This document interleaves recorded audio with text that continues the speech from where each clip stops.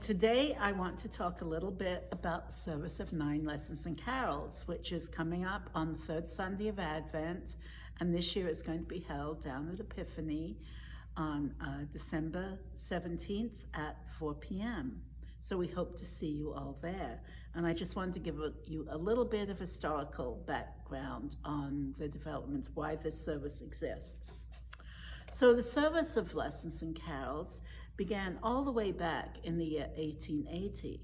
It was started by the then Bishop of Truro, Bishop Benson, in Cornwall, England, as a way to attract the crowds of Christmas revelers around the city, away from the pubs and into the church. This new idea was a smashing success, and with the first formal service of Lessons and Carols drawing a crowd of over 400 people. Then on Christmas Eve 1918, an adaptation of the 1880 service was celebrated by the choir at King's College, Cambridge, England, in its 500-year-old chapel to celebrate the end of World War I. And beginning in 1928, and even continuing during World War II at exactly 3 p.m. UK time, the Festival of 9 Lessons and Carols has been held and broadcast on BBC radio around the world.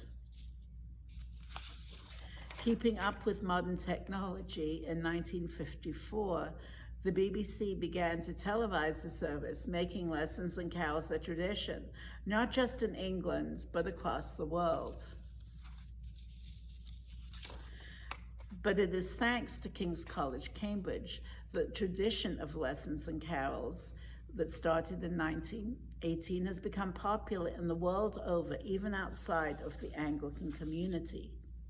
Here in the U.S., many Episcopal churches, such as our Grace in the Desert and Epiphany, have started to include the Lessons and Carols service as part of their Advent liturgies.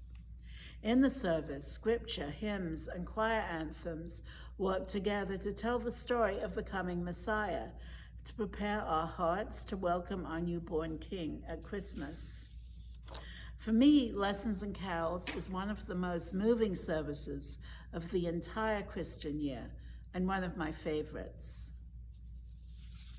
I also find that Lessons and Carols is one of the easiest services of the year to invite people to come to, be it those who go to other churches or those who are not Christians, people of every faith, and even those who are the most staunch skeptics about churches of any denomination become enthusiastic about this service.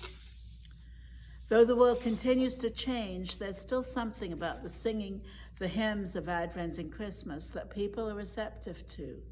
Even the biblical readings that follow each carol seem to resonate with people who would normally shy away from any call to come and listen to the good news of Jesus as heard in Scripture.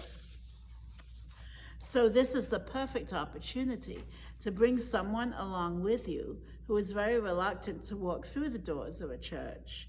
Maybe it's a neighbor or a friend, or maybe it's someone who just isn't too sure about Jesus or the church. If it's the latter, invite them so that they can see that we church folks aren't all that weird. So even if you have never attended a Lessons and Carols service, consider coming to the Lessons and Carols service this year, not only to prepare yourself for the coming of the King, but also think and pray about who God might be asking you to bring along with you. Oh, and in case you are not already aware, the Lessons and Carols service will be a combined service for Grace and Epiphany and be held at Epiphany on Sunday, December 17th at 4 p.m. We hope to see you all there.